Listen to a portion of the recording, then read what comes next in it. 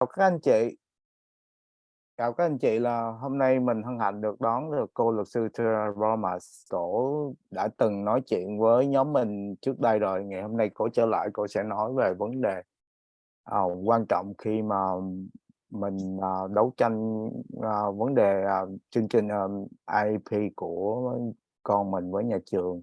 Thì những cái bước mà thí dụ như mình ra tòa, cũng như là điều hành với lại bên các nhà chức năng về vấn đề chương trình giáo dục của con mình ha. So we have really great honor to have you back tonight, Mr. Ramos, talk with our group. So we don't want to waste too many time more, and your stake is yours. Okay, so thank you so much for coming back to my presentation tonight. Xin chào các anh chị, cảm ơn rất là nhiều đã quay trở lại trong cái buổi nói chuyện với tôi hôm nay. So before I get started, it is really hard for me to see all of the participants while I'm sharing my screen. Bắt đầu buổi nói chuyện thì tôi muốn nói với anh chị là rất là khó khăn khi mà tôi nhìn tất cả sự hiện diện của anh chị khi mà tôi chia sẻ màn hình. So if you think of any questions while I am presenting, I would say write them in the chat, and Duyen can read them to me, translate them for me at the end, and I can answer them for everybody. Nếu có bất kỳ câu hỏi, anh chị có thể đánh vào ô chat box để mà phần cuối của cái buổi trình bày tôi sẽ đọc lên và luật sư Ramos sẽ trả lời. And then afterwards, if you think of any other questions, then I will take out the presentation so then I can see everybody and you can raise your hands.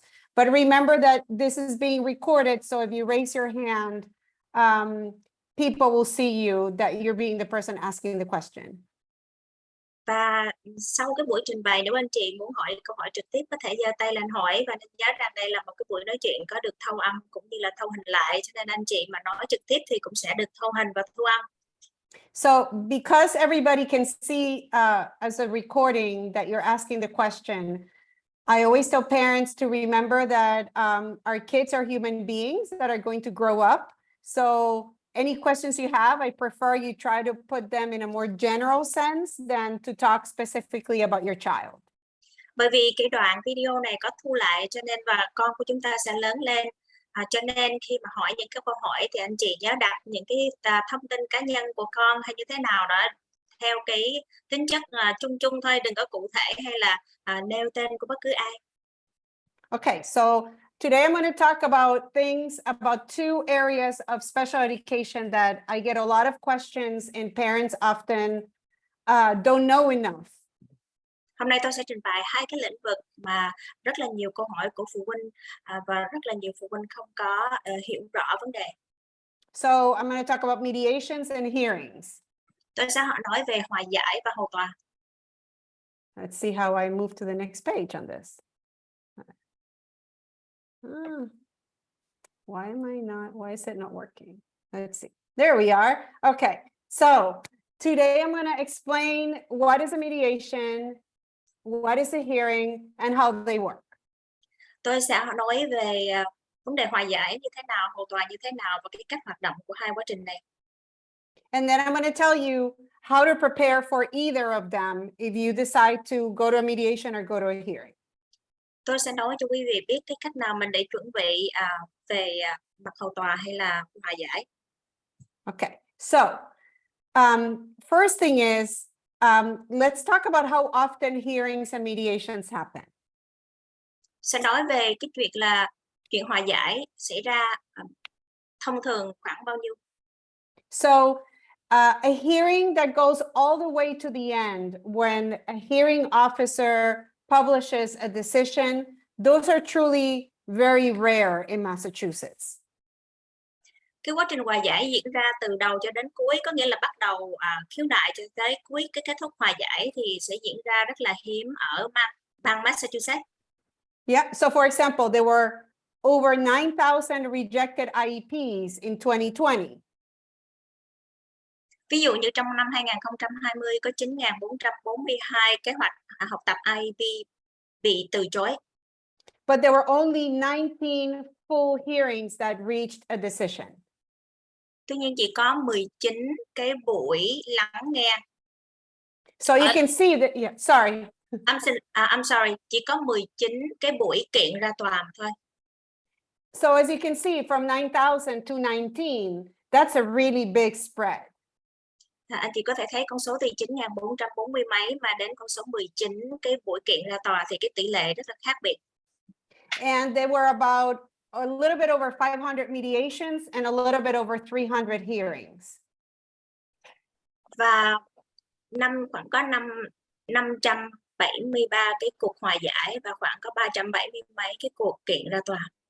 So for a mediation, from the 500 mediations, about 83% of them reached some form of an agreement. Và trong 573 cái cuộc hòa giải thì trong đó có khoảng 83% cái buổi hòa giải đưa đến kết quả thỏa thuận. And the reason I'm saying some form of an agreement, I'm going to explain it later, but it's not always what the parents completely wanted or what the district wanted, but it's what they ultimately reached an agreement, you know, where they met at the middle. Tôi sẽ nói rõ hơn cái thỏa thuận ở đây có nghĩa là có những điều chưa hẳn là nhà trường, học khu cũng như là phụ huynh sẽ đồng ý hoàn toàn, tuy nhiên họ đưa ra một cái bản cam kết thỏa thuận với nhau. Or for example, there were 379 hearing requests, but only 19 got to the end of the hearing process, which means that most of them, there was some form of a settlement sometime in the process. Và cái vụ kiện thì được đưa ra vào năm là khoảng 379 ca vào năm 2020, nhưng mà cuối cùng chỉ có 19 ca mà thực sự mà ra tòa. Cho nên trong cái quá trình kiện đó thì có thể có những cái kết quả sau đó mà không có phải ra tòa chính thức. So, you know, in the hearings, I always explain to parents that I represent that the closer you get to a hearing, the more likely the school district is going to win. Và tôi thường nói với các phụ huynh rằng với những cái ca mà gần như là bước ra cái tòa chính thức thì cái khả năng thắng của học khu là nhiều hơn. If you can see here by the numbers, out of the 19, the school districts won 10 of them. Ví dụ con số thống kê là trong 19 ca thì có 10 ca thì học khu thắng hoàn toàn. Versus parents only won 4. 4 phụ huynh thắng. Okay, so let's start with mediations. Let's explain what the process is. Mình sẽ bắt đầu bằng cái hòa giải, giải thích là cái quá trình này được bắt đầu như thế nào. So parents often ask me to go to mediation thinking that somehow the mediator is going to push or nudge the district to do what's right and get them some form of relief for the parent. Thường phụ huynh trình bày với tôi là trong cái quá trình hòa giải, thường là những cái người hòa giải sẽ thúc đẩy cái học khu để thỏa thuận và đáp ứng được những cái yêu cầu đưa ra. But the reality is that the mediator is completely impartial. Tuy nhiên trong cái thực tế thì cái việc hòa giải là hoàn toàn khách quan. The mediator is not able to take any sides or make any comments that benefit one side or the other. Cái người hòa giải là hoàn toàn không có cái cách mà hoặc là cái sức mạnh mà họ có thể đưa ra những cái lời bình luận hoặc là hướng về cái bên nào. So what happens is a parent or the district asks for mediation, and it's a voluntary process that it's completely confidential. Cái chuyện xảy là nếu mà có cái tranh chấp giữa phụ huynh và học khu thì sẽ diễn ra một cái quá trình hòa giải hoàn toàn tự nguyện và có sự bảo mật. So it's voluntary because either side can say no or yes, and no one can force them to go to mediation. Tự nguyện ở đây có nghĩa là hai bên đều có quyền trả lời là không đồng ý hoặc là đồng ý, và không có ai có thể có sức mạnh mà bắt buộc cái bên tham gia không. Yeah, sorry. And it's completely confidential. So what happens, this is like Las Vegas. Mediations are like Vegas. What happens at the mediation stays at the mediation. Cái bảo mật có nghĩa là tất cả những cái điều xảy ra ở buổi hòa giải là chỉ ở đó thôi, không có được chia sẻ bên ngoài. So whatever you discuss at this mediation, neither you or the district in the future can use it as part of a hearing request or anything else. It has to stay confidential. Trong cái quá trình hòa giải, những cái điều mà phụ huynh cũng như là học khu nói ở trong đó là hoàn toàn là bảo mật và nó gần như nó không có liên quan đến cái việc mà kiện tụng tòa sau này. Yeah, and the whole idea of mediation is that let's pretend you are one circle, right? And you have your areas that you want to work on, and the district is its own circle, and they have their area that they want to work on, and they see where the Venn diagram meets. Anh chị có tưởng tượng trong cái quá trình hòa giải, có nghĩa là cái yêu cầu của mình là một cái vòng tròn và những cái thỏa thuận của nhà trường cũng là một cái vòng tròn, thì người ta hòa giải sẽ cố gắng làm sao hai cái vòng tròn đó giao nhau và để mà có được cái sự đồng thuận cho hai bên. So this is why I was saying that 83% may not be a full, complete agreement on everything you want. That circle, it may only be a little bit. And you've agreed to maybe one or two things of what you wanted, and you still have the rest remaining, and that's still considered successful. Đó là lý do tại sao tôi nói khoảng 83% cái tỷ lệ những cái buổi hòa giải thì thường không có đáp ứng hết những cái yêu cầu của phụ huynh hoặc là những cái thỏa thuận của nhà trường. Thì hai cái vòng tròn nó không có thể giao nhau hoàn toàn mà chỉ là một phần mà thôi. Cho nên những cái thỏa thuận của phụ huynh chỉ được đáp ứng một phần. So how it works is either you or the district calls the mediation office and you connect with the mediator and you tell them you want to mediate. And then the other side either agrees or declines. Cái cách xảy ra là như thế nào? Phụ huynh hoặc là nhà trường có thể gọi điện đến cái văn phòng của những cái tổ chức hòa giải để mà yêu cầu cái buổi hòa giải. Tuy nhiên cái đối tượng tức là học khu hoặc là phụ huynh có thể từ chối hoặc là đồng ý tham gia hòa giải hay không. And usually it used to be that you'd go to the school, but nowadays a lot of them are done through Zoom. Can you say it one more time, please? Yes, traditionally it used to take place in the school district, in the school offices, but nowadays it often happens through Zoom. Yeah, bình thường thì thường là cái buổi hòa giải này sẽ có thể xảy ra ở trường học và ngay cái học khu của trường. And it may last anywhere from 2 to 4 hours, maybe rarely, but maybe up to a full day, but that's it. Thời gian kéo dài từ 2 đến 4 tiếng đồng hồ, có khi kéo dài cả ngày, nhưng mà như vậy là hết. So the way it works is the mediator is going to ask you whether you want to start with the other group, with the school district, or whether you want to start the mediation separately. Thường thì cái người hòa giải viên sẽ hỏi phụ huynh là mình sẽ bắt đầu hòa giải với một cái nhóm của học khu hay là hòa giải riêng biệt. And the mediator will introduce themselves, will tell you the rules of mediation, that it's confidential, that if you sign, it's a law-binding agreement, you know, and that everybody has to be on board to work in good faith.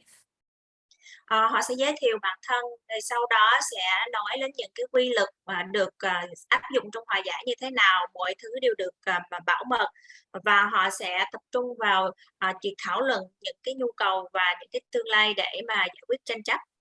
And usually when you go to mediation, you want to work on items, you want to be future thinking. You want to think what's not working now and how do we work to fix it, rather than to go to kind of fight over old things that you can do nothing about. Trong buổi hòa giải thường mình sẽ tập trung vào những cái điều mà không có được thuận lợi và áp dụng đúng trong hiện tại để mà có thể sửa lại trong tương lai, chứ không có phải đến đó để cãi nhau hoặc là nói những cái chuyện đã xảy ra trong quá khứ. So then the mediator gives the opportunity to each side to basically express their concerns and what they're looking out of this mediation. Buổi hòa giải sẽ tạo điều kiện cho hai bên có thể đưa ra những cái mối quan tâm của mình ở hiện tại và đưa ra những cái cách giải quyết như thế nào. So this is where it's really important that you prepare in advance and that again, you put a list and you say, these are my concerns. This is why I brought the district to mediation.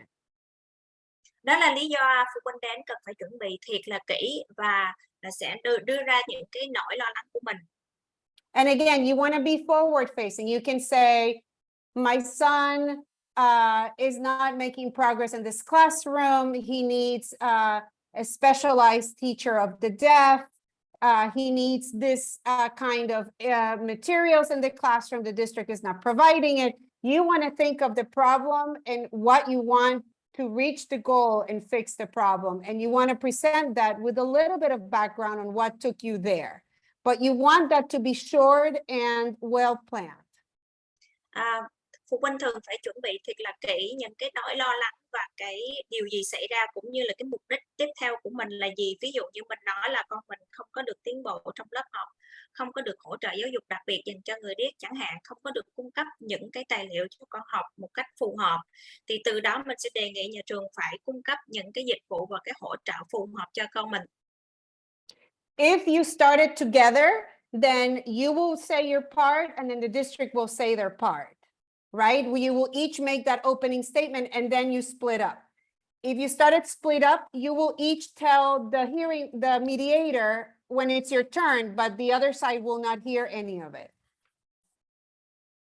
Can you say it one more time, please? Yeah, I'll split this up for you. So if you start together, you will say this this beginning, statement about your child. You will say it, and the school district will hear it, and then the district will say it, and you get to hear it. If you start together, right? You sit down together, and you each say your introduction, why you're here, what you want, and the mediator just sits there and listens. Thường là nếu mà mình bắt đầu cuộc hòa giải cùng với nhau, thường là phụ huynh sẽ giới thiệu nói về tình trạng của mình, học phu sẽ nghe, rồi sau đó nói về tình trạng của học sinh trong lớp, và cái người hòa giải sẽ ngồi đó lắng nghe. If you start separate, basically you just tell this to the mediator, and the other side, when it's their turn and the mediator goes to the other side, then they will tell their side to the story to the mediator. You just will not see each other. You will work with the mediator going back and forth. Nếu mà mình có cái chuyện hòa giải riêng lẻ thì ví dụ như phụ huynh nói với cái người hòa giải viên theo cái câu chuyện của mình, và nhà trường nói với nhân viên hòa giải cái câu chuyện của họ, thì mình sẽ làm việc với cái người nhân viên hòa giải qua lại, chứ không có được nghe trực tiếp câu chuyện của nhà trường nói như thế nào. So after that initial statement, the mediator is going to ask you, you're going to tell them, right, what you want. And then he or she is going to go to the other side. They're going to give a response. And that person is going to be moving back and forth, trying to see if you are willing to move a little bit and get closer to an agreement, whether they are moving a little bit or not, right? So he or she goes back and forth, trying to see if he can kind of nudge both sides to reach some form of an agreement. Và người hòa giải sẽ hỏi phụ huynh là mình sẽ muốn cái gì, sau đó mới quay qua nhà trường hỏi là họ có thể đáp ứng được những cái dịch vụ gì, và họ thường là sẽ đi qua lại giữa hai bên để có được những cái thỏa thuận mà có thể đáp ứng được nhu cầu của phụ huynh và cũng như là phù hợp với lại cái khả năng của nhà trường.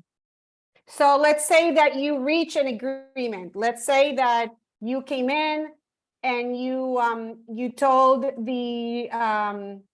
the mediator you wanted a full-time teacher of the deaf, that you wanted an FM system from the classroom, and you wanted afternoon school tutoring. Those were the three things you asked for, right? One example. Can you say the second one? Yeah, so it was a teacher of the deaf, an FM system, which is the system that goes into your earphones directly. And then the third one was afternoon tutoring. It's just an example, right? Let's say that I say those are the three things that I want as a parent to the mediator.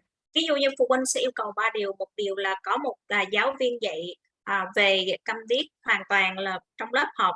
Thứ hai là cái hệ thống mà có thể nghe mà dành cho các em bị điếc đó. Và thứ ba là người dạy kèm sau giờ học.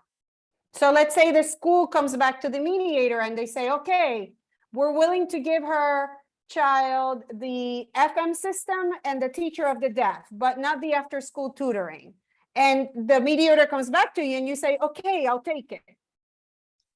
Nhà trường sẽ nói là tôi sẽ cung cấp giáo viên dạy điếc nguyên một cái thời gian học và cái hệ thống mà nghe dành cho các em học sinh điếc. Tuy nhiên chúng tôi không thể cung cấp cái người dạy sau giờ học. Thì cái người hòa giải sẽ nói lại với phụ huynh là cái thỏa thuận của nhà trường đáp ứng được như vậy. Thì nhà trường phụ huynh có thể trả lời là được quá thì tôi đồng ý như vậy. So in that case is what I was explaining, right? You don't have a perfect circle, but you have 2 out of 3 things in agreement. Đó là tôi giải thích là trong trường hợp này mình không có đạt được hết 3 cái yêu cầu của mình, tuy nhiên mình sẽ đạt được 2 trong 3 yêu cầu, có nghĩa là 2/3 cái vòng tròn mình đưa ra. And then the mediator is going to summarize this agreement in writing, and it's going to explain, or you want it to explain, you want it to be as clear as possible. You want it to explain who's Duyen, it's on the PowerPoint. I'm gonna, just so it's easier for you to follow. So if it comes to an agreement, the mediator is going to it's going to write it out, and you want it to be as specific and as clear as possible. Người hòa giải sẽ soạn ra và tóm tắt lại một cái văn bản, và mình nên cho nó cụ thể càng tốt. So for example, you wanted to indicate any time or dates by when things need to get done. Ví dụ như là cái việc đó sẽ được xảy ra trong cái khoảng thời gian nào, bắt đầu khi nào và khi nào kết thúc. You wanted to say who's going to be doing what, right? So if you need a certified teacher, you want it stated that that teacher has to be certified.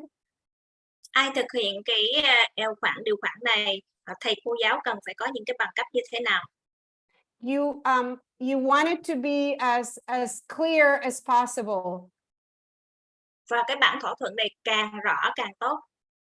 For example, I have a client who went to the district in mediation and said, if we do this kind of testing and my daughter does not show progress, I want you to send packets to private schools. And the district said yes. Ví dụ như cái văn bản nói như thế này: nếu mà con tôi thi và không có một cái kết quả tốt thì con tôi sẽ được gửi qua một cái trường tư nhân. So they sent out the packets and she was accepted, and then the parents said, okay, she got accepted, please put her in that school and pay for it. And the district's response was, the mediation agreement only says that we agreed to send for packets. It doesn't say that we agree to pay for it. Thì trong cái lúc này thì phụ huynh nói là thí dụ như con mình không có tiến bộ trong cái cuộc thi đó hoặc là cái học đó thì gửi ra trường private để mà học. Tuy nhiên trong cái bản thỏa thuận đó, nhà trường không có ghi rõ là khi mà con học với trường tư nhân, nhà trường chịu trách nhiệm sẽ trả tiền chi phí. So a better written mediation agreement should have said that the district agrees to send packets and place the student rather than just send packets. That was ambiguous. Có nghĩa là trong cái bản thỏa thuận đó là phải nói là nhà trường sẽ tuyển trường con và đồng ý phải trả cái chi phí khi mà chuyển trường đó, chứ không phải chỉ là chuyển trường khi mà con không có tiến bộ. So they'll give you a copy of it, and if you don't get to an agreement, the mediator is going to say, I'm sorry, we didn't reach an agreement. You can file for hearing if you want. Bản thỏa thuận nếu mà mình không đồng ý thì cái người hòa giải viên sẽ ghi vô là xin lỗi và thỏa thuận không có đạt được, thì lúc này phụ huynh có thể kiện tòa. All right, so as I explained to you, when you're preparing for mediation, you want to start with a list of the issues that you want resolved. Thì bắt đầu cái việc chuẩn bị hòa giải thì mình sẽ bắt đầu bằng cái việc mà ngắn gọn nhất có thể. You want it to be clear, you want to focus on the future.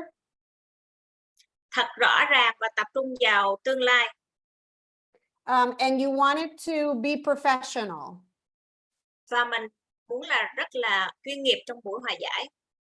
Okay, and then you should have for yourself a list of what you're willing to give up, what you're willing to negotiate, what is completely non-negotiable. Trong cái danh sách của mình đưa ra thì mình nói sẵn sàng cái điều gì mình có thể không có đồng ý, mình bỏ đi cái điều gì mình có thể bắt buộc phải có được, hoặc là điều gì có thể thương lượng. Okay, so that's mediations. Now I'm going to talk to you about a hearing. Đó là cái hòa giải. Bây giờ tôi sẽ nói về cái việc hầu tòa. Excuse me for the interruption, Cherry. There is one question in the chat. Could we? I guess we can do it now since it's for mediation. Is it a mediation question? Can you read it to me? It's a question regarding the mediation. Okay. Could we bring our supports to the mediation?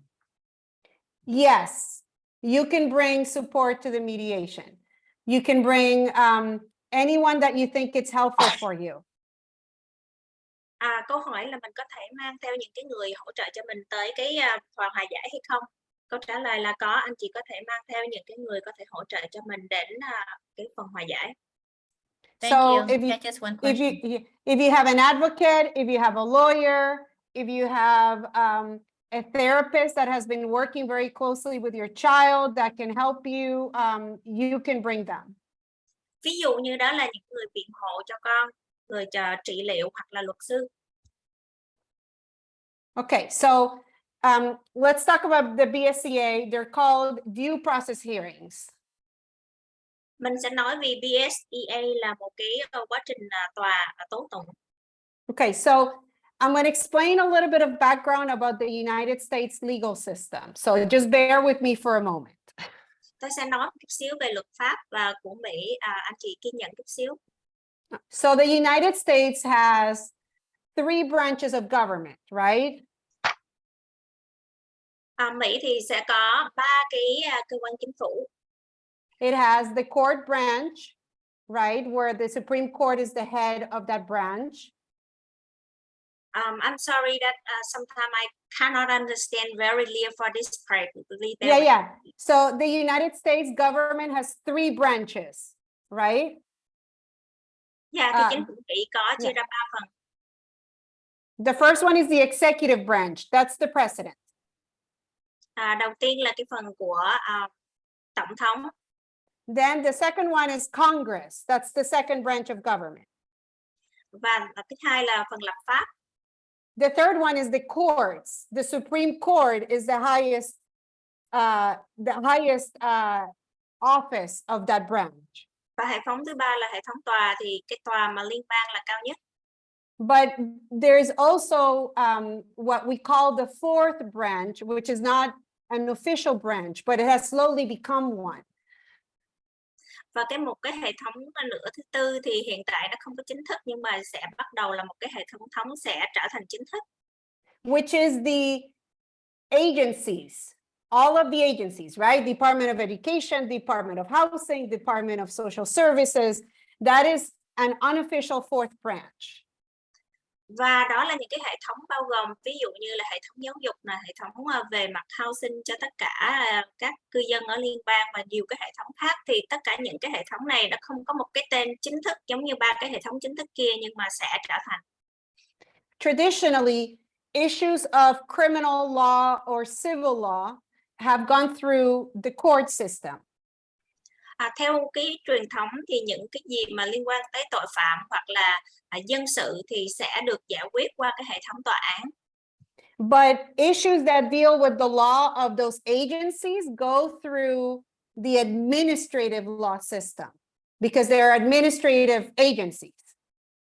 Và những cái vấn đề mà liên quan đến hệ thống thứ tư mà hồi nãy cô có trình bày thì nó sẽ không qua cái hệ thống tòa án mà qua cái hệ thống mà quản lý. So that's why when you go to a hearing, you go to the BSEA. That is the administrative legal arm of education, of the education department. Đó là lý do khi mà mình yêu cầu một cái phiên tòa liên quan tới những cái luật về mặt giáo dục đặc biệt, thì khi ra tòa sẽ chịu ở quản lý cũng như là tuân theo những cái luật trong quy định của luật giáo dục đặc biệt. So when you go to a BSEA hearing, it's the agency's equivalent of going to court.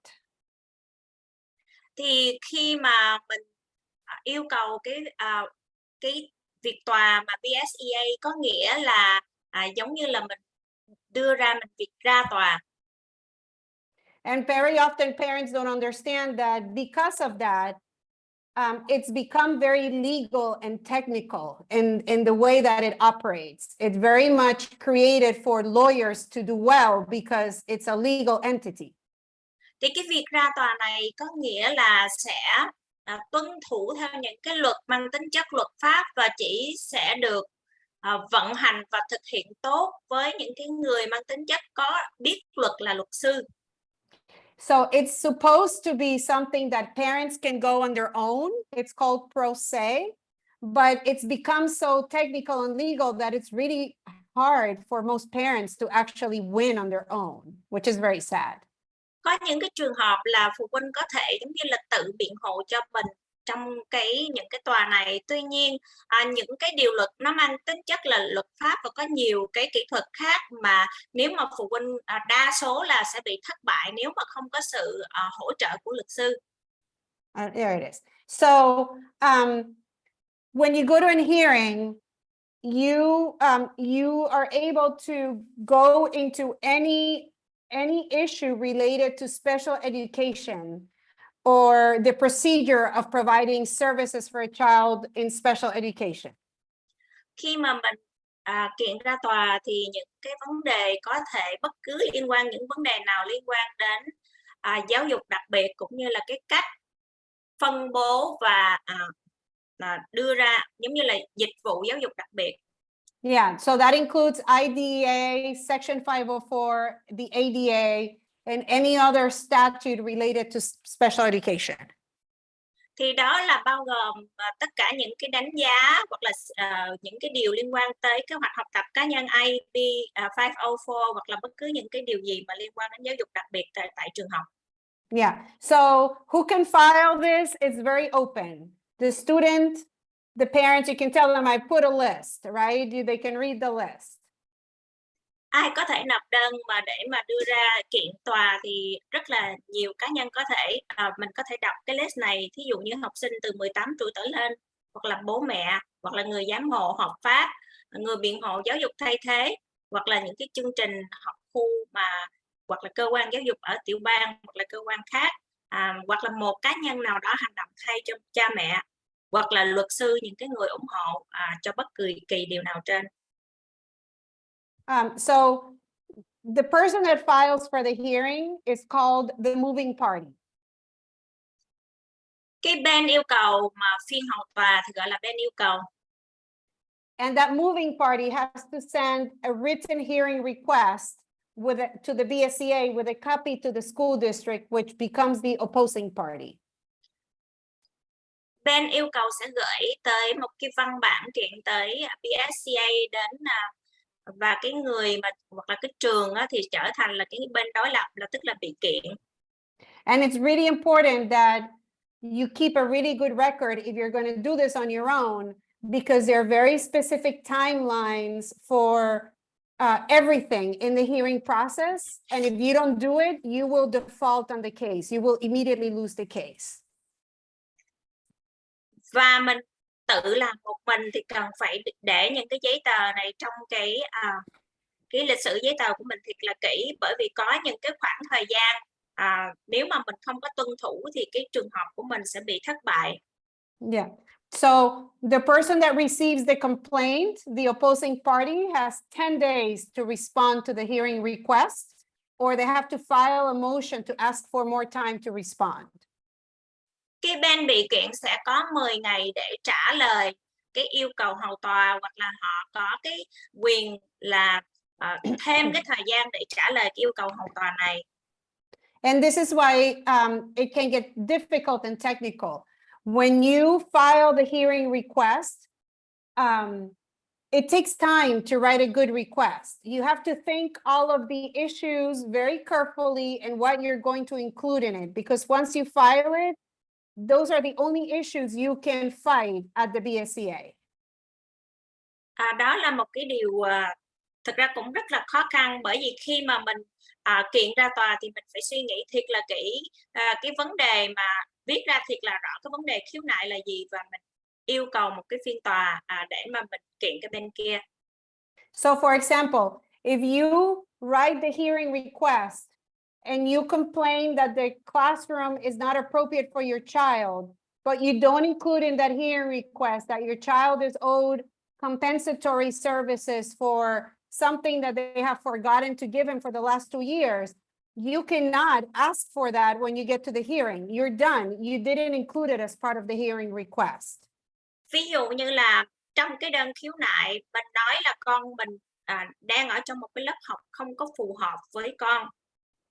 Chỉ là như vậy, thì trong cái phiên tòa mình sẽ không thể nào đề cập đến một cái vấn đề, ví dụ như là trong 3 năm học qua con mình không có được cung cấp dịch vụ dạy bù trong 3 năm qua gì hết, thì trong phiên tòa mình không được nói đến vấn đề này.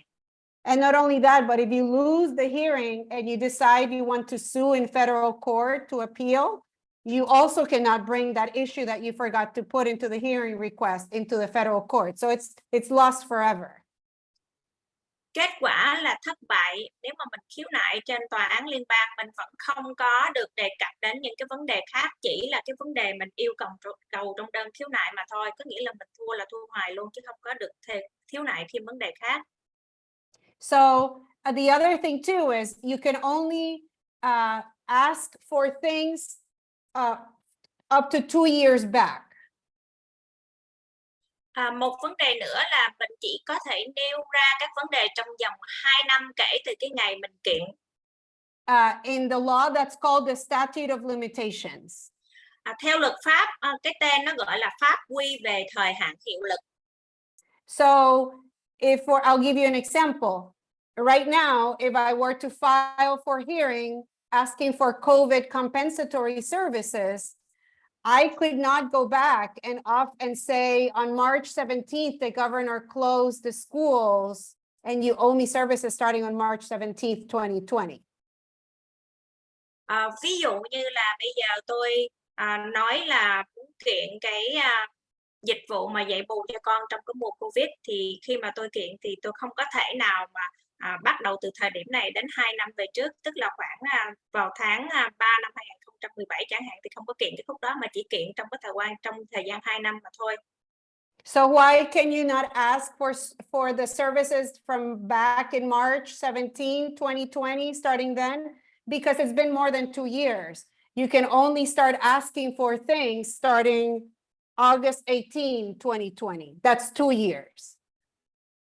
Tại sao thì mình không có được khiếu nại những cái dịch vụ dạy bù trước cái khoảng thời gian 2 năm đó? Thì đó là cái luật, mình chỉ có được yêu cầu cái dịch vụ dạy bù trong khoảng thời gian 2 năm thôi, có nghĩa là khoảng tháng 8 năm 2020 trở lại đây mà thôi. So in addition to the 2 years and the limitation of whatever you don't ask for, so those are the two biggest issues. You have to make sure that it's within 2 years and that it's well thought out. So you include all of the issues that you have to ask for.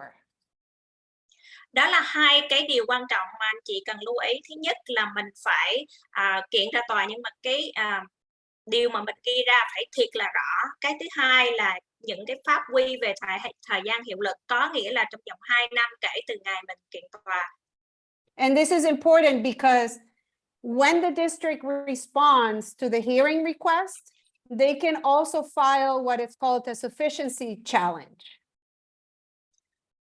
Bởi vì nó quan trọng, bởi vì khi mà học khu nhận được cái bản kiện thì họ có thể có một cái bản thách thức đối ngược trở lại. And the sufficiency challenge basically is saying that the BSEA should toss out this lawsuit because it does not meet the standards needed to go to hearing. Thì cái thách thức đầy đủ này có nghĩa là khi mà mình đưa ra cái điều mà mình kiện tụng cũng như là cái thời gian pháp quy thực hiện nó không phù hợp, thì nó sẽ không thực hiện được cái buổi hậu tòa đó. And the good news is if you get that challenge, you're able to amend and which means to change and improve that hearing request within 14 days. Cái điều tốt là khi mà mình nhận được cái thách thức đầy đủ từ cái bên mà bị kiện đó, thì mình có 15 ngày để mình sửa lại cái bản kiện của mình. So once you send the hearing request to the district and to the BSEA, in a couple of days, you're going to get a letter from the BSEA with a date for a call with the hearing officer and the school district. Khi mà viết đơn kiện thì trong vòng vài ngày sau đó mình sẽ nhận được một cái cuộc gọi từ nhân viên hầu tòa và những cái bên khác. You cannot, under any circumstance, miss this call. Mình bất kỳ trường hợp nào không thể bỏ lỡ cuộc gọi này. Because this call, it's a very short call. The hearing officer is going to have you both in a conference call, and it's going to ask for a 2 to 3 sentence summary of the issues. Cái nhân viên hầu tòa sẽ gọi một cái cuộc họp, trong đó có mình là người kiện và người bị kiện, trong đó hỏi 1-2 câu tóm tắt cái vấn đề kiện là gì. And then it's going to sit down with you guys and say, this is the date that works. What kind of things do you need for this hearing? Are you going to try to mediate? Are you going to try to have a resolution meeting? It sets everything up. Sau đó thì họ sẽ nói về những cái ngày giờ mà có thể mỗi bên cần thiết, có thuận lợi hay không. Có thể là hỏi là mình có cần cái hòa giải hoặc là những cái phương pháp giải quyết khác trước khi ra hầu tòa chính thức hay không. Now, if you filed for a hearing under the law, you have the right to a resolution session. Nếu mà mình đưa đơn ra kiện tòa thì mình cũng có một cái quyền tham dự cái phiên giải quyết.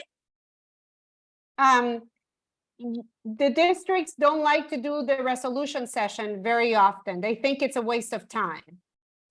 Thường học khu không có thích cái phiên giải quyết bởi vì họ nghĩ tốn thời gian. And so you need to push it, because if the district does not call you and does not ask for it, immediately it's seen as waived. Cho nên là mình phải thúc đẩy cái phiên họp giải quyết này, bởi vì học khu nghĩ là hoặc là nói là mình không thích thực hiện, nhưng mà nên nếu mà mình không có tham gia, không có cái phiên họp giải quyết này, có nghĩa là giống như là miễn trừ vậy đó, không có cần làm. Remember what I told you, that the hearing, the districts know that the closer they get to a hearing, the more likely they are to prevail. So they don't really care to sit down at times and try to reach a resolution if they feel really strongly that they're going to win. Giống như tôi nói với anh chị là khi mà cần đến cái việc mà ra hầu tòa thì học khu thường họ suy nghĩ, họ tự tin rằng họ sẽ thắng, cho nên họ không có muốn mà tốn thời gian để mà tham dự cái phiên giải quyết này. So if you think that you can sit down and talk to them and see if you can get to a good conversation and reach a resolution, ask for the resolution meeting. Cho nên nếu anh chị cảm thấy mình có thể có giải quyết và tham dự được cuộc họp và phiên giải quyết này, thì mình nên ngồi xuống và có thể bàn luận thêm với học khu. There are times that the hearing is done very quickly. It's called an expedited hearing. Có trường hợp tòa sẽ diễn ra rất là nhanh, đó là trường hợp hầu tòa khẩn cấp. So if you have a child that is dealing with a discipline issue, like like they want to kick your child out of school and put him in an alternative school program, when you file, that becomes an expedited hearing. Ví dụ như trường hợp con mình có phạm kỷ luật gì đó, nhà trường không muốn giữ lại trường mà chuyển qua một cái trường khác chẳng hạn, thì đây là một cái trường hợp khẩn cấp. You have to say it in the hearing request that you want it expedited. Mình phải ghi rõ trong cái đơn kiện là mình muốn một cái phiên tòa khẩn cấp.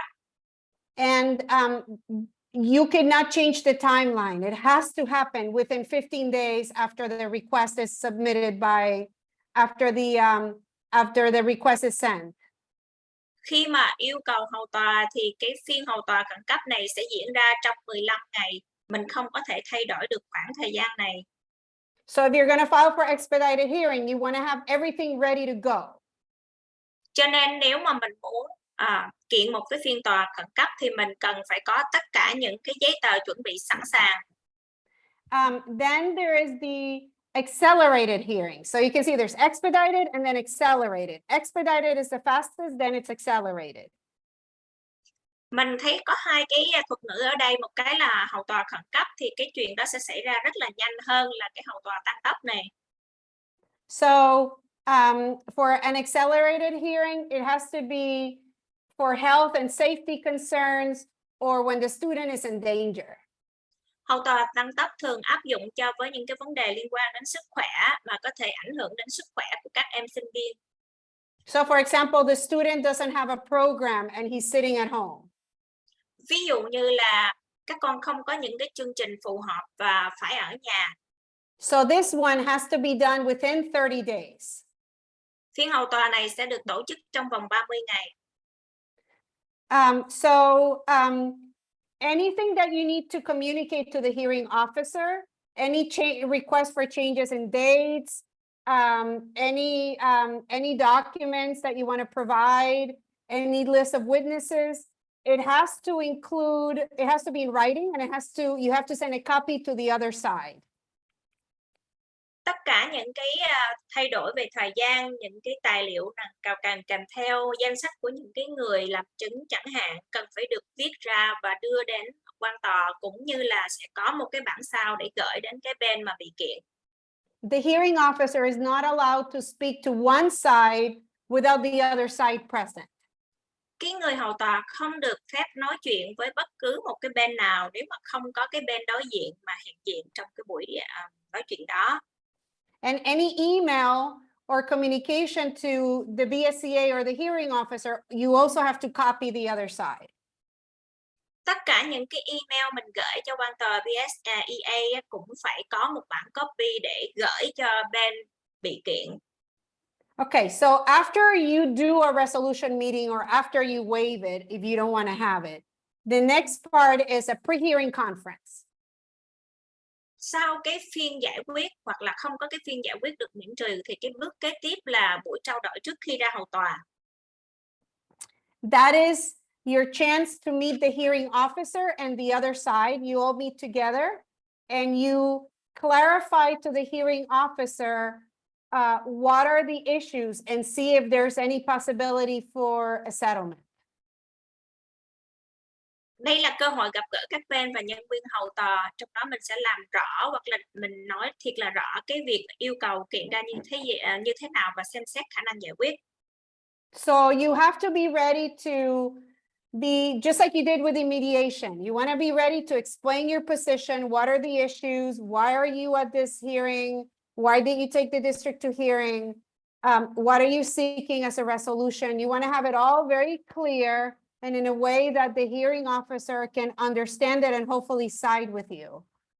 Lúc này thì mình cần phải giới thiệu rõ cái vị trí của mình là như thế nào, cái vấn đề là gì, tại sao có vấn đề này, mình cần có giải quyết vấn đề theo hướng nào và tại sao mình cần những cái giải quyết vấn đề đó. You also deal with every other issue that you need to organize before the hearing. Ngoài ra mình có những cái vấn đề về mặt sắp xếp tất cả những cái theo thứ tự trước khi ra hầu tòa. So you're going to tell the hearing officer that you need an interpreter. Ví dụ mình cần thông dịch trước khi ra hầu tòa. You're going to ask for the dates that you need to exchange documents for the hearing. They're called exhibits. Mình hỏi cái ngày để mình trao đổi những cái tài liệu thông tin với cái người lắng nghe tòa. They're gonna decide how many days you think the hearing needs to be. Người ta sẽ quyết định là bao nhiêu ngày để có thể ra tòa. All of that information, you're going to go through it in your pre-hearing conference.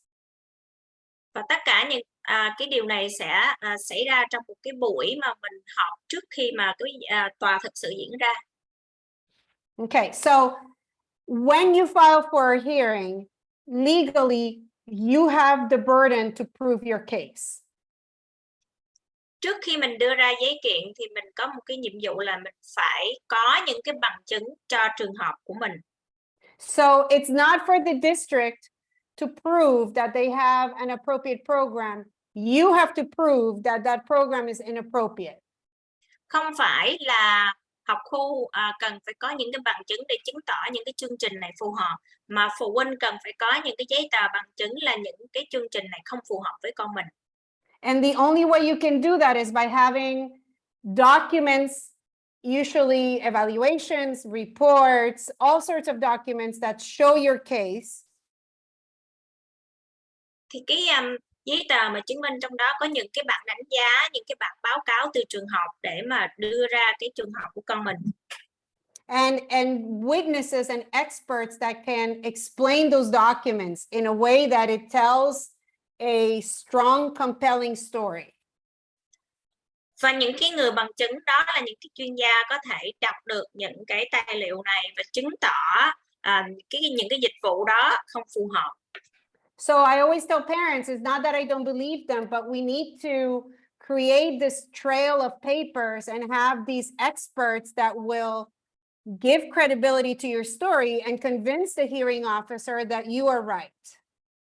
Không phải tôi không tin phụ huynh, nhưng mà thường tôi có một cái lời khuyên là phụ huynh sẽ có rất là nhiều cái bằng chứng được sắp xếp kỹ càng, trong đó có những cái chuyên gia đọc và chứng tỏ được cái câu chuyện này để thuyết phục cái người quan tòa lắng nghe. So in addition to what you did at the beginning, you have to also prepare and exchange documents before the hearing. This can be very time consuming. Ngoài ra mình cần phải có chuẩn bị và trao đổi những cái tài liệu này, thì thực sự là cái điều này rất là tốn thời gian. The first thing you have to do is called discovery. Cái đầu tiên là khám phá. And discovery is a motion that you write with a list of the documents that you are requesting from the school district or someone else to provide you by a certain date to use in the hearing.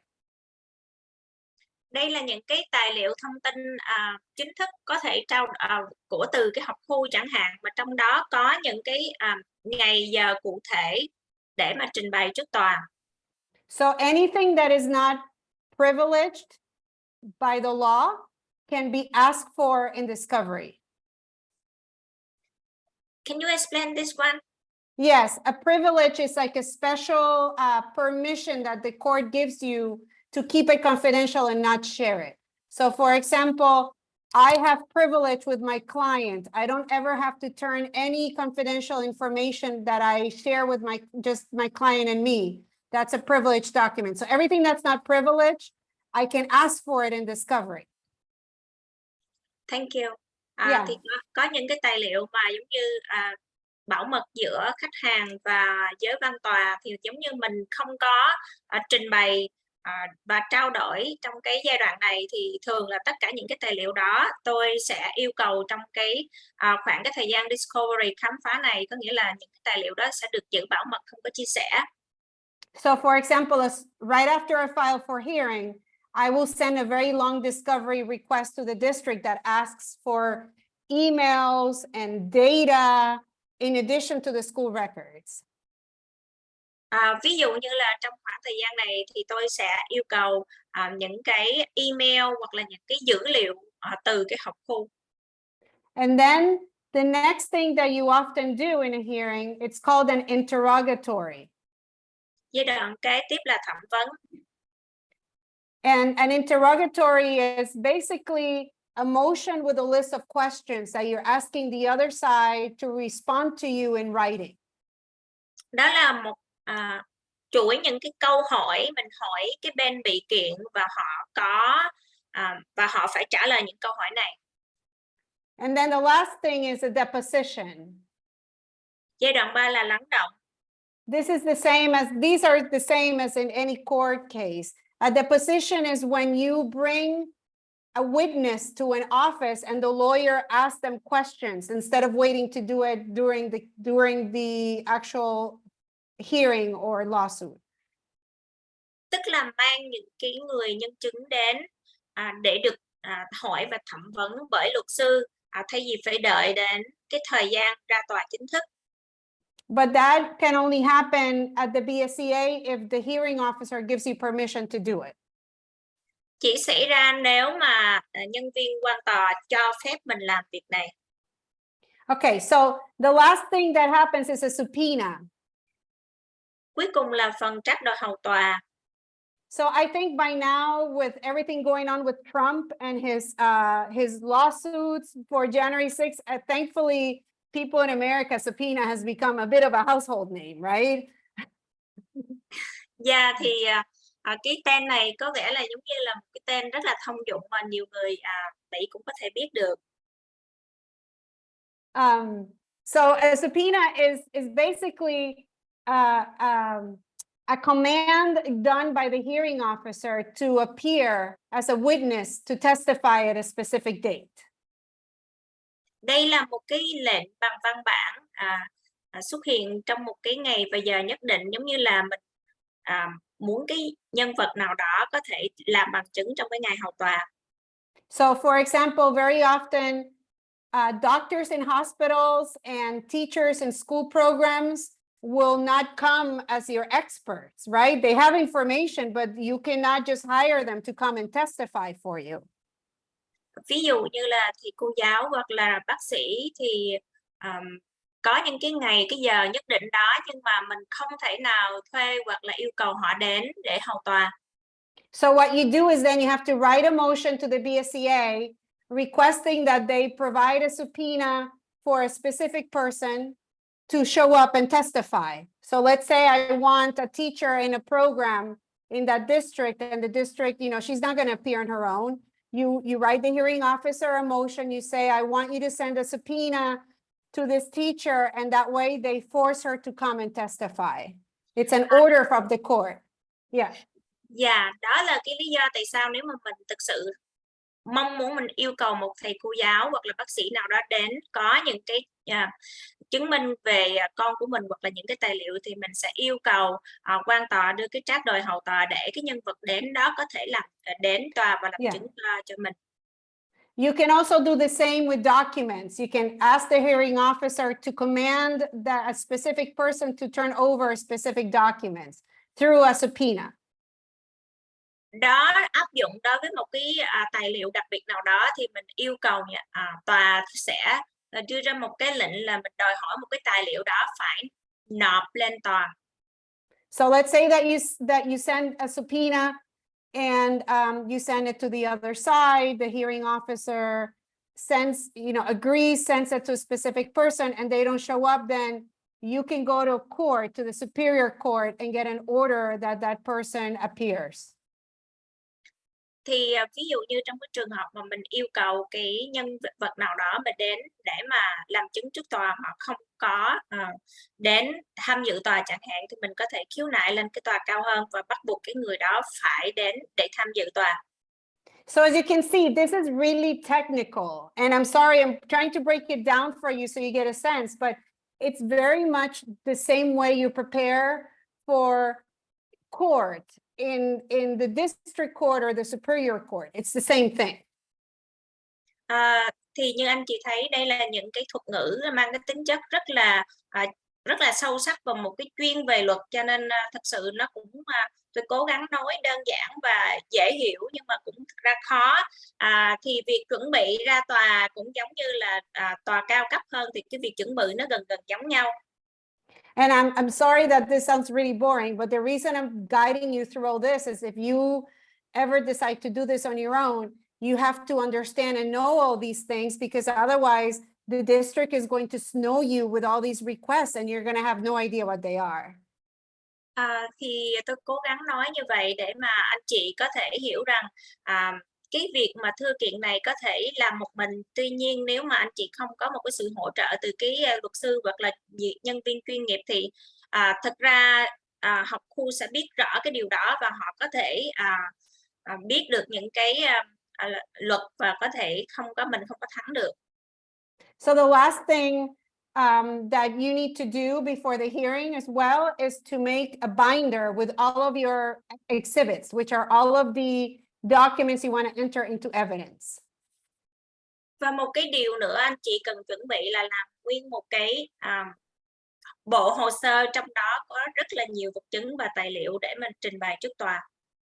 And you have to provide it at least 5 days in advance. Mình cung cấp cho tòa trước ít nhất 5 ngày. And it has to be identical for all three. So one for you, one for the hearing officer, one for the opposing party. Chuẩn bị 3 cái bộ hồ sơ giống nhau, một cho tòa, một cho cái người bị kiện và một cho chính bản thân mình. And the BSEA actually has very specific guidelines. They have, you go online and it has very specific guidelines on how that binder needs to look like. For example, you cannot staple anything and you cannot double side pages when you copy them. Có những cái hướng dẫn đặc biệt của tòa cho cái cách mình sắp xếp hồ sơ tài liệu này. Ví dụ như là mình không có được, mỗi một cái tờ giấy không có được in ra bằng hai mặt, hoặc là không có được gắn tất cả những cái tờ giấy lại với nhau, là không có được. So the hearing, it's like a trial, except it's in a small room, not in a court, and it tends to be pretty short. Và tại cái buổi hầu tòa này thường là không phải giống như cái tòa chính thức mà thiệt là bự, mà có thể là một cái phòng nhỏ và diễn ra ngắn gọn. So you open with an opening argument. I mean, if you've watched TV shows about lawyers, you know, right? There's the opening argument, which is the first words you tell the hearing officer. It's a really laid out statement in terms of the issues that you're going to be defending or putting forward during the trial. Đầu tiên, người quan tòa sẽ đọc ra một cái đoạn mà trong đó là cái vấn đề mình muốn đề cập và mình muốn thưa kiện là gì. And then the other side lays down their arguments. Bên bị kiện sẽ đưa ra cái bàn luận, thảo luận. And then you have your witnesses that come in and you direct examine them. It's what it's called when you're examining your own witnesses. So you examine your witnesses and then the other side will come and ask them questions too. Và cái người bằng chứng ở hai bên sẽ đến để trình bày, cái người làm chứng. And then the other way goes, right? Then they bring their witnesses and then you do the closing arguments. And this could last usually 1 or 2 days, sometimes more, but rarely more. Từ đó sau có những cái lời khai của bằng chứng, thì sau đó sẽ có cái phần mà kết luận. Thì cái phiên tòa này có thể là kéo dài 1 hoặc 2 ngày, hoặc có thể hơn. And then at the end of the hearing, they're going to let you do either the closing arguments spoken or written.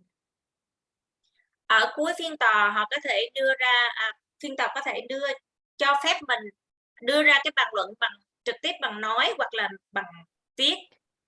Parents usually ask for them orally, but lawyers prefer to do them in writing because then you can lay out all of the issues and the law and everything, and the hearing officer has it there for them to review more than once rather than just hearing it once.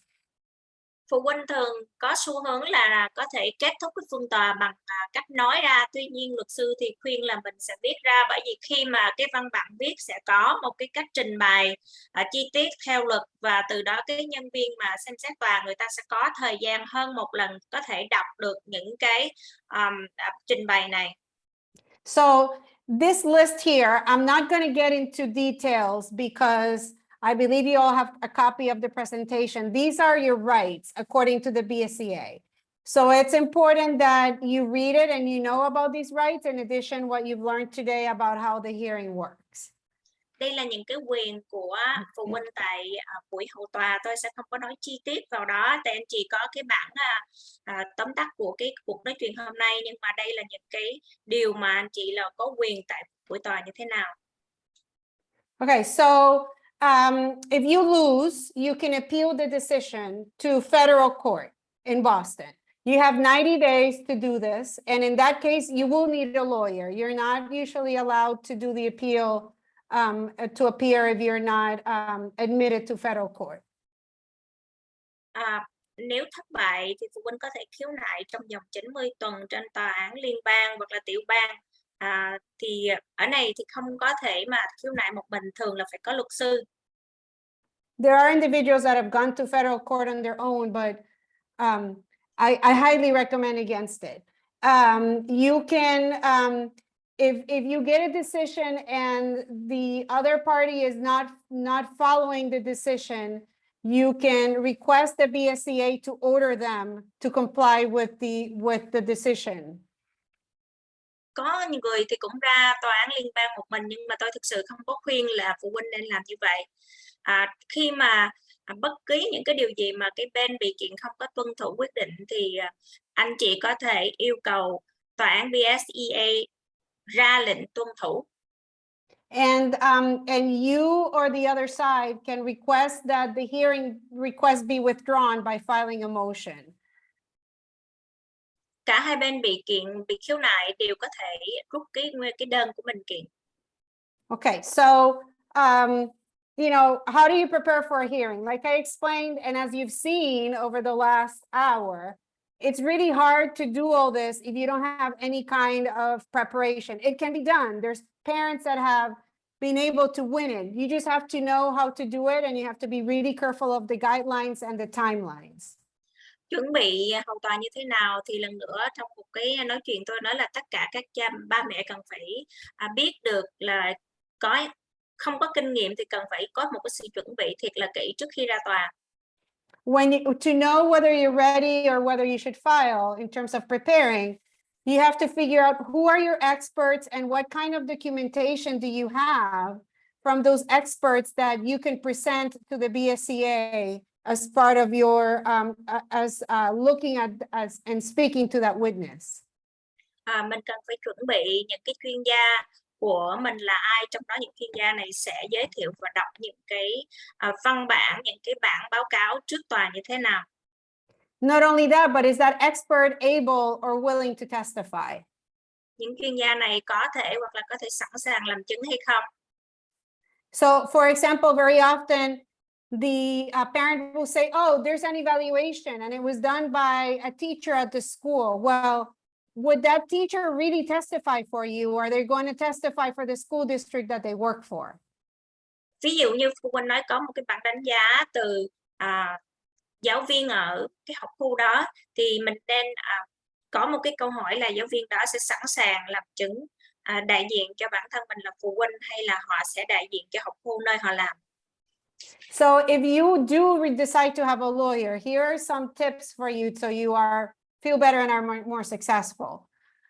Nếu mình có mời luật sư thì đây là những cái mẹo để mình có thể mượn luật sư thành công. You want your lawyer and you to have a very honest and open relationship. That's really important before you go to a hearing.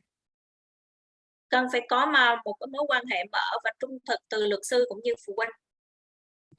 Ask them to explain things to you if you don't know what it means. I've had friends who are being represented by other lawyers call me because they don't know what a pre-hearing conference is and what they need to do. And they're super anxious and in tears. And, you know, those people should ask their lawyers and say, can you explain to me what this means and how do we do this?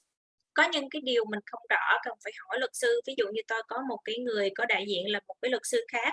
Phụ huynh này không có biết cái pre-hearing, tức là một buổi cuộc họp trước khi hầu tòa là như thế nào. Thì thường những cái quy luật và những cái điều này luật sư sẽ cần phải giải thích cho khách hàng. If you are not represented by a lawyer, you definitely want to prepare and practice your opening and closing remarks. Nếu không có đại diện và bằng luật sư thì phụ huynh cần phải chuẩn bị cái câu nói mà mình mở màn cái cuộc hầu tòa và kết thúc là gì. If you have a lawyer, you want your lawyer to help you prepare you for when you testify. Nếu mà mình có luật sư thì luật sư cần giúp mình chuẩn bị những lời khai như thế nào. And if you don't have a lawyer and you're doing this yourself, you definitely want to meet with all of your witnesses ahead of time and you want to prepare them. Nếu mà không có luật sư thì cả phụ huynh cần phải gặp tất cả những cái người làm chứng cho mình trước khi mà cái cuộc hầu tòa diễn ra. And you know, it's good to be organized and ready. Sometimes people just get very anxious and they file for a hearing and they're not ready, and then you know, the ball is rolling. You want to have everything ready to strike before you file. cần phải chuẩn bị tất cả những cái giấy tờ sẵn sàng theo thứ tự trước khi mình đâm đơn kiện ra tòa. And that's it. So I'll take questions. I see that there's some questions, and I'm glad to answer any questions that you guys have, and have a discussion, whatever you guys want. Dạ, đó là tất cả những cái buổi trình bày mà liên quan tới hòa giải và hầu tòa, thì tôi sẵn sàng trả lời tất cả những cái câu hỏi. Có những cái câu hỏi trong ô chat box thì anh chị có thể hỏi ạ. Yep.